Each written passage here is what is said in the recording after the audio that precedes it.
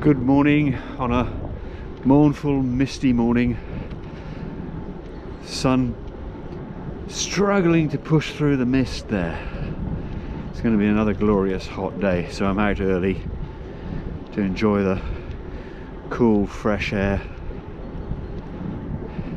Short day today and hard accommodation tonight. Something to look forward to on two accounts.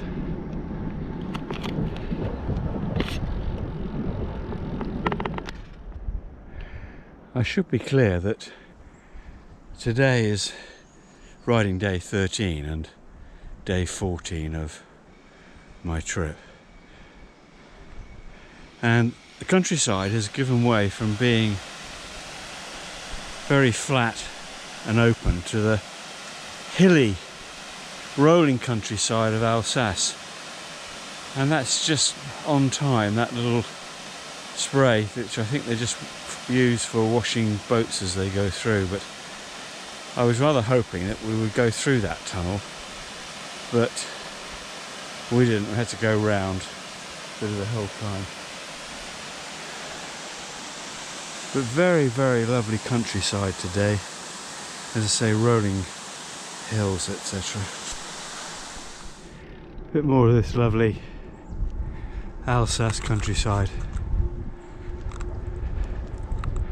I don't know whether you can see it up there, but there's a little fortification, obviously a watchtower, used in the Middle Ages probably for keeping guard and watching out for people using the valley.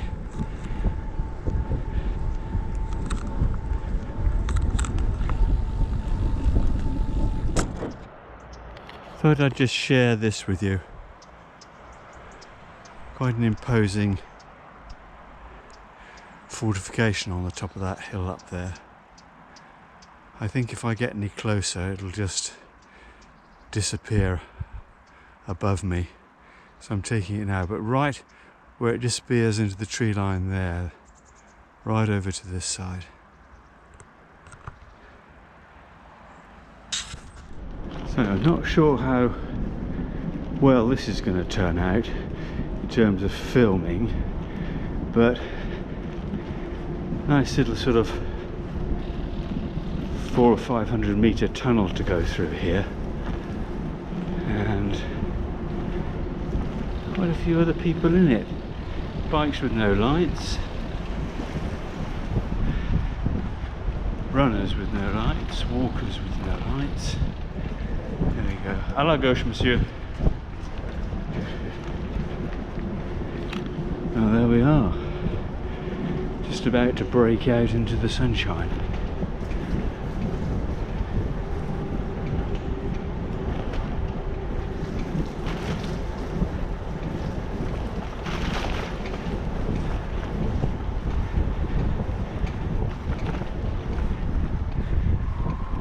Wow.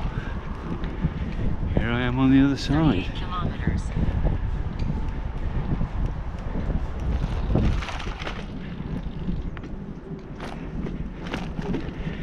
Now I've passed several boulangeries this morning. They've all been closed. Very disappointing. Hope I'll find one soon.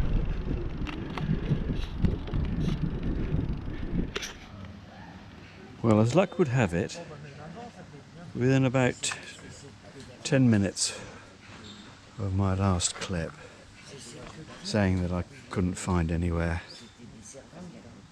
because everywhere was closed on a Sunday, I managed to find this little place right beside the trail, which is just there, and the river's there.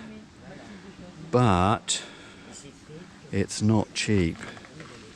That little lot there, one pan au chocolat, and I suppose 2 cups worth of hot chocolate, €7. Now the pan au chocolat itself was €4. They normally cost less than 1. So that's what you do, that's what you have to pay for service on a Sunday. Well, as expensive as it was, I'll give them this, that the chocolate It was very nice, unsweetened. They did actually provide some sugar if you wanted it, but I didn't. Anyway, to get my value for money, I'm going to get them to fill up my water bottle and probably have an extra big dump in their lavatory. Perfectly on cue, at almost midday exactly, I managed to find this lovely little captainerie come restaurant. Captainerie being the term for where the captains of the boat should report when they come to moor here. This also doubles up as a, I think, an auberge or a gîte. Yes, it's a gîte, classifies as a gîte. You've got up to 6 little gîtes upstairs and a restaurant as well, which is jolly handy. Now, one of the things I've noticed this morning riding along is the slight German influence or Germanic influence beginning to creep into both the way the landscape is laid out in terms of its agriculture, etc., and in some of the architecture.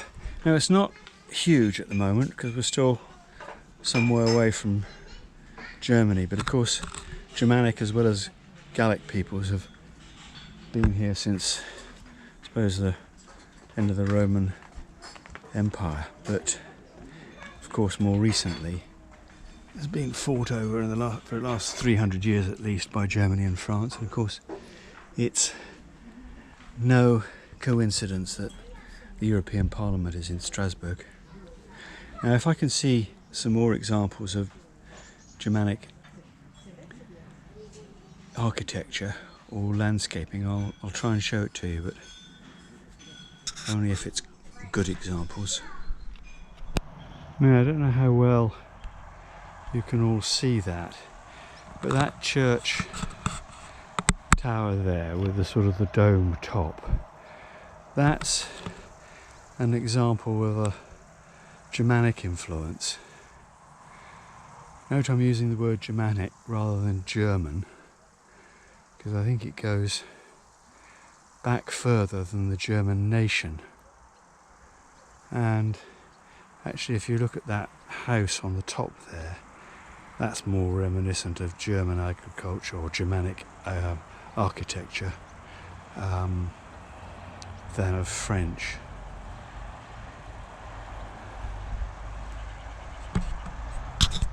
So here's an example of Germanic influence on the landscape.